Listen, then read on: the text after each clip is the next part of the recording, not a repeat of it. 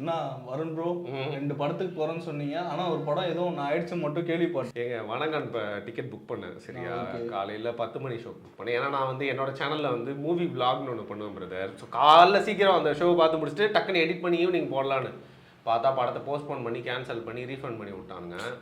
So வேறு வழியே இல்லாமல் கேம் சேஞ்சர் தமிழுக்கு புக் பண்ணி அப்படியே போயிட்டு வந்தேன். அப்படி மதியானத்தோட அப்படியே முடிஞ்சு கையோட போனீங்களா? இல்லை அதே இப்போ 10:30 ஷோ வந்து புக் பண்ணிட்டு அப்படியே போயிட்டேன். Okay okay. எப்படி இருந்துச்சு கேம் சேஞ்சர்? அவருக்கு சங்கருக்கு ஒரு பெரிய சேஞ்சா இருக்கா இது? இதுக்கு இந்தியன் 2 கம்பேர் பண்ணும்போது ஒரு ரொம்ப பெட்டரான படம் அப்படின்னு சொல்லலாம். ஆனால் கம்பேக் சங்கர் அப்படிலாம் சொல்ல முடியாது பிரதர். அவங்க ஆந்திராலேயே வந்து பார்த்திங்கன்னா கொஞ்சம் ஒரு மாதிரி மிக்சட் ரிவ்யூஸ் தான் வந்துட்டு இருக்கு. அவங்களே வந்து ஃபிசிக்ஸ் எல்லாம் தாண்டி விஷயங்கள்லாம் ரசிக்கக்கூடியவங்க. ஆனால் அவங்க வந்து ஃபிசிக்ஸ் வச்சு நம்மளால் வச்சுருக்க சீன்லாம் வந்து கலாய்க்கிறாங்க. நான் இப்படிலாம் ஆகுது, இப்படி போகுது, அப்படி பறக்குறாங்க அப்படின்னு சொல்லிட்டு ரொம்ப மிக்சட் ரிவ்யூஸாக தான் இருக்குது. ஸோ பெரிய கம்பேக்லாம் சொல்ல முடியாது. மேபி ஜஸ்ட் மிஸ்ஸில் வந்து ஒரு ஃபெயிலியர் படத்துலாம் தப்பிச்சிட்டாரு சங்கர் அப்படின்னு தான் சொல்ல முடியும். ஆனால் படம் ஹிட் டீசெண்டாக ஹிட்டான்னு தெரியலங்க, டீசெண்டான மூவி, ஒரு ஆவரேஜான மூவி அவ்வளோதான். ஓகே. சாங்கு மேக்கிங் ஜகரண்டி அப்படின்னு ஒரு சாங்கு வந்து வீடியோவாக பார்க்கறதுக்கு வந்து செம்மையாக இருக்கு. இன்னொரு பாட்டு வந்து பார்த்தீங்கன்னா நல்லா இருந்துச்சு, ஆனால் அந்த படத்தில் வந்து பார்க்கவே முடியல. பாட்டு எனக்கு சரியாக வரல. ஆனால் நான் பார்த்து தமிழ் டப்பிங். நம்ம இதுக்கு முன்னாடி கேட்டாலாம் தெலுங்கு பாட்டாகவே கேட்டிருப்போம். ஸோ இதில் வந்து தமிழ் டப்பிங் தெலுங்கு சாங் எப்படி இருக்கும்னு உங்களுக்கு தெரியும். ஸோ அதெல்லாம் வந்து அந்த ஜகரண்டின்ற பாட்டோட விஷுவல் மேக்கிங் வந்து உங்களுக்கு தெரியும். மியூசிக் வீடியோ பண்ணுறதுல வந்து சங்கர் அவர்களை வந்து நம்ம எதுவுமே குறைய சொல்ல முடியாது. அவர் அதுக்கே உண்டான ஒரு டைரக்டர் தான். ஸோ பாட்டை படமாக்கும் விதம்லாம் சூப்பராக இருந்துச்சு. பிரம்மாண்டம் கேட்டிங்கன்னா ஓகே, பிரம்மாண்டம்லாம் இருந்தது. பட் நம்ம ஈஸியாக வந்து யூகிக்க முடிந்த ஒரு கதையாக தான் இருந்தது. அந்த கேட் அண்ட் மவுஸ் ஸ்டோரி மாதிரி தான் இருந்தது. அண்ட் இதில் வந்து பார்த்தீங்கன்னா நீங்கள் பார்க்குறப்போ உங்களுக்கு நம்ம ராம் சரணோட கேரக்டரு ஒரு பார்த்துட்டு வந்து நீங்கள் கீழே கமெண்ட் பண்ணுங்கள். ராம் சரண் கேரக்டர் வந்து ரியல் லைஃப் பொலிட்டீஷியனை வந்து நினைவுபடுத்துகிற மாதிரி வந்து எடுத்துருக்குறேன். ரொம்ப நீங்கள் அவ்வளோ யோசித்து டீகோட் பண்ணுற லெவலுக்கு படம்லாம் இல்லை நண்பா. சாதாரண ஒரு படம் தான், கமர்ஷியல் கதை தான். நம்ம நிறையா வாட்டி பார்த்து பிடிச்சி போன ஒரு கதை தான்.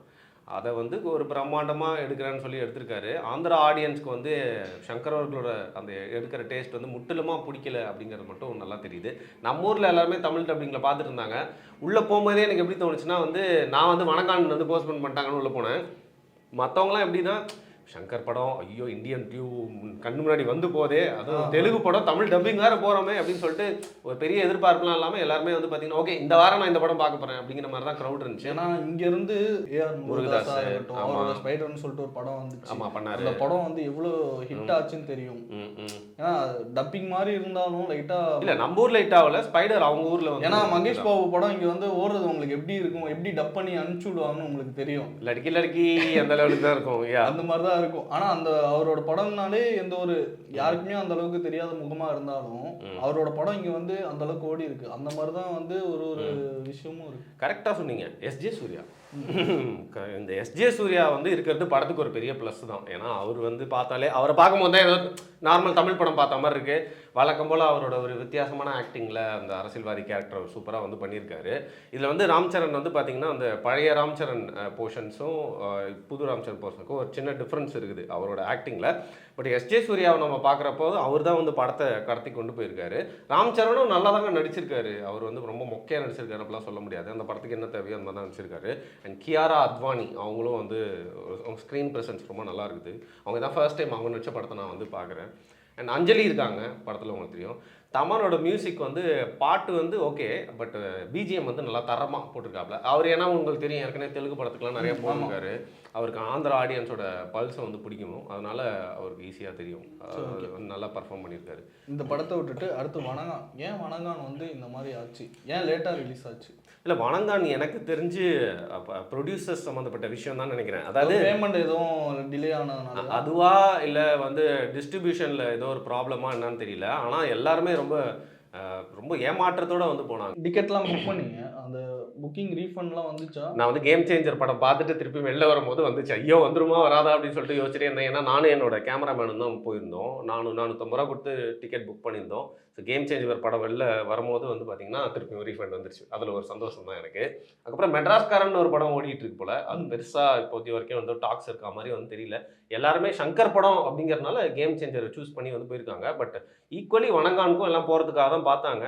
பட் வணங்கான் வந்து இப்போ வந்து ரிசல்ட்ஸ் வந்துட்டு இருக்கு நம்ம இந்த இன்டர்வியூ எடுத்துட்டு இருக்கிறப்போ. ஸோ அதை நம்ம இந்த இன்டர்வியூ எடுத்துட்டு போய் தான் கண்டிப்பா நைட் ஷோ போயிட்டு பார்த்துட்டு பார்க்கணுங்க. வேற எல்லாம் வழி இல்லை, என்ன பண்றது, ஏன்னா மண்டபம் நீங்க ஓடிக்கிட்டே வந்து இருக்குமே. சொன்னப்பே வந்து நம்ம பேசலாம் அப்படி ரிவ்யூ ஆமா, பண்ணலாம் நம்ம நேத்தி பேசணும், அந்த வீடியோ இப்போ நம்ம வந்து போட முடியாம போயிடுச்சு. ஏன்னா மதகஜராஜா வரும்னு நினைச்சோம், அது வந்து வராமல் போயிடுச்சு. யா. ஸோ வணங்கான் வந்து சூர்யா நடித்து அதுக்கப்புறம் கைவிடப்பட்டு அருண் விஜய் வச்சு பண்ணியிருக்காங்க. அது மட்டும் இல்லாமல் ரீசெண்டாக நீங்கள் பார்த்துருப்பீங்க பாலா 25 அப்படிங்கிற ஒரு விழா வந்து நிறைய வீடியோஸ் வந்துட்டே இருந்தது அவரை பற்றி பேசுறது வணங்கான் சம்மந்தப்பட்டு. ஸோ இந்த படத்தை பார்க்கணும்னு சொல்லிட்டு ஒரு ஆர்வம் இருந்தது, மிஸ் ஆயிடுச்சு. நீங்கள் சொன்ன மாதிரி நைட்டு போயிடுவேன். அதாவது கேம் சேஞ்சர் படம் வந்து இப்போ சங்கர் எடுத்தாரு, ஏதோ சும்மா ஒரு வெற்றி தான் சொல்றீங்க. ஆமா, அடுத்த இலக்கா வந்து சங்கர் எதை நோக்கி ஓடுவாரு, யாரை வச்சு படம் பண்ண போறாரு? இல்லை அவர் தான் வந்து சொல்லியிருக்காருங்க.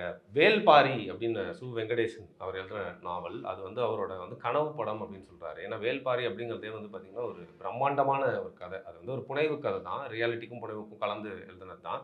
ஸோ அது வந்து இப்போ பாரி மன்னன் அவனுக்கு எதிராக வந்து மூவேந்தர்கள் வந்து போர் தொடுக்கிறாங்க. அவனோட மலை நாட்டை போய் எப்படி அவங்க சென்றடைஞ்சு அந்த நாட்டை அவங்க வந்து கைப்பற்றினாங்க அப்படிங்கிறத கதையாக இருக்கும். அண்ட் பாரி வந்து அதை எப்படி எதிர்கொண்டா அப்படிங்கிறது தான். ஸோ அந்த படத்தை தான் வந்து அவர் எடுக்க போகிறாரு. நிறைய கிராஃபிக்ஸ் இருக்க போதுங்க. இந்த பாகுபலி மாதிரி, இந்த கல்கி மாதிரியான ஒரு க்ரீன் மேட்லேயே எடுக்கக்கூடிய ஒரு படமாக இருக்கும். நிறைய கிராஃபிக்ஸ் இருக்கும். ஸோ கண்டிப்பாக இவர் இந்த படத்தையே ஒரு 4.5 வருஷமாக எடுத்திருக்காரு. அந்த 3 வருஷமா எடுத்திருக்காரு. வருஷமா எடுத்திருக்காரு. வேல்பாரி ஆரம்பிச்சு எப்போ முடிப்பாரு அப்படின்னு தெரியல. அதுக்குள்ள நம்மளோட 2ஆம் கட்ட மெட்ரோ பணிகள்லாம் முடிஞ்சு மெட்ரோ ட்ரெயின்லாம் வந்து ஓட ஆரம்பிச்சிடும் அப்படின்னு நினைக்கிறேன். அதுக்கப்புறம் அதுலயே போஸ்டர் வரும். அதுக்கப்புறம் தான் அதுல போஸ்டர் வந்து விளம்பரப்படுத்தி வேல்பாரியில வந்து மோஸ்டா சூர்யா அப்படின்னு சொல்றாங்க. இன்னும் கன்ஃபார்ம் ஆகல. ஸோ வேல்பாரி தான் அவரோட அடுத்த படமா இருக்கும். டைரக்ட் தமிழ் மூவி தான். ஸோ அதுதான் கடைசியில் வந்து சங்கருக்கு டூ ஆர் டையா அப்படின்னு சொல்லிட்டு இருக்க போற படமா இருக்கும்னு எனக்கு தோணுது. வணங்கான் கண்டிப்பா பார்த்துட்டு வாங்க, நானும் பார்த்துடுறேன் இன்னைக்கு நைட்டே புக் பண்ணி. ரைட்டு. நெக்ஸ்ட் அந்த படத்தை பற்றி உட்காந்து பேசுவோம். ஏன்னா எக்ஸ்பெக்டேஷன் அவ்வளோ இருக்குது, ஒரு ஏமாற்றமும் இருக்குது. ஸோ அந்த படத்தை பார்த்துட்டு வந்து உங்களை சந்திக்கிறேன். மிக்க நன்றி.